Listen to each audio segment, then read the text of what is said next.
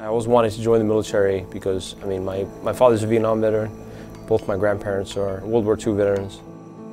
That was something that I always aspired to do, was to serve my country, and I chose the Army.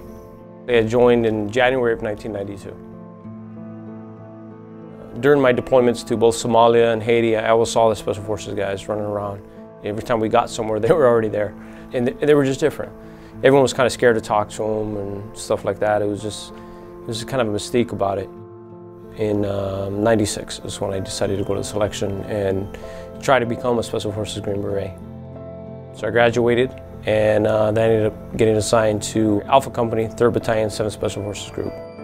I also had the opportunity to serve in Afghanistan in 2005 and 2006. I tell people sometimes, I made a military career of brain injuries.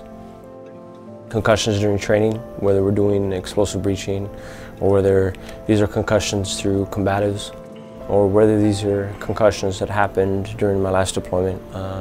I had 3 significant traumatic brain injuries within a period of about 5 weeks. One being an IED, and the other 2 were through blunt force, rollovers, accidents, but these were concussions nonetheless, TBIs.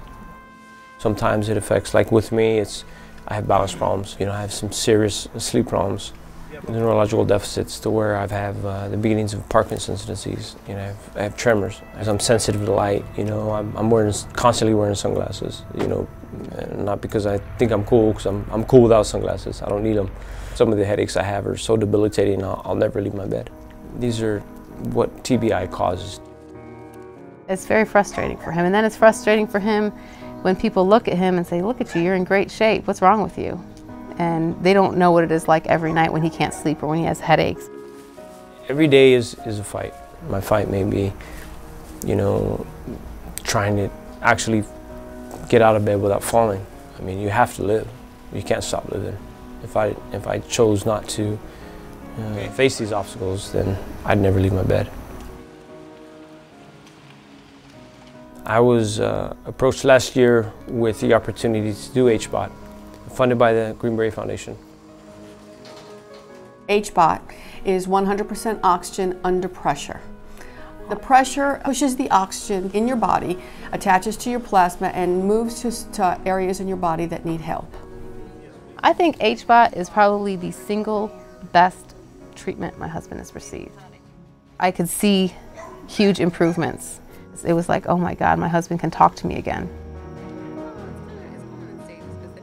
I got really fluent at reading grunts.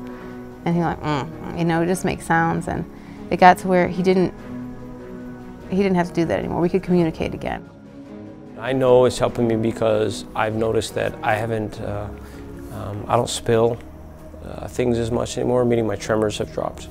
I haven't fallen, which is, kind of a monumental thing. I feel better, I have more energy. My life now is pretty much, I traded in my guns to spend time with my children. I take them to school, I pick them up, I take them to gymnastics practice or his Muay Thai practice, or I'm involved in the Cub Scouts with my youngest son. I'm his den leader. Do what you can for your country, work back, and be proud that you are American. I'm involved with the Boy Scouts, my 2 oldest sons. I'm one of the assistant scoutmasters for a Boy Scout troop.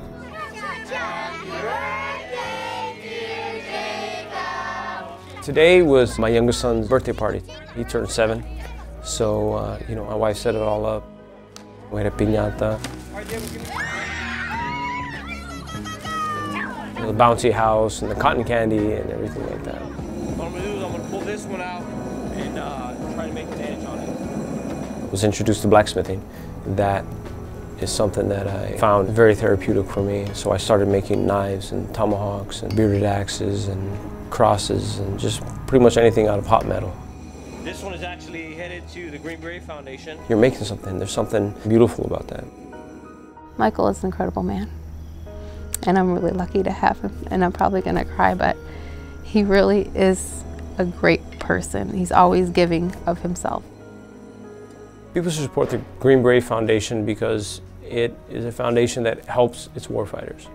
I mean, I speak from experience. There's no way we could have gotten hyperbaric treatment without the Green Beret Foundation. An organization that helps their family with no questions asked. A group of people who have either been there or their sons were or their husbands were, they just go out and they'll do whatever it takes to make sure that soldier, that SF guy, that team guy is comfortable as best he can. All right, here we go. The Green Beret Foundation didn't just help me personally, they helped my family. They helped me based off of my service and sacrifices. They helped me get through my days. It's pretty monumental when you have an organization that's willing to support you in any endeavor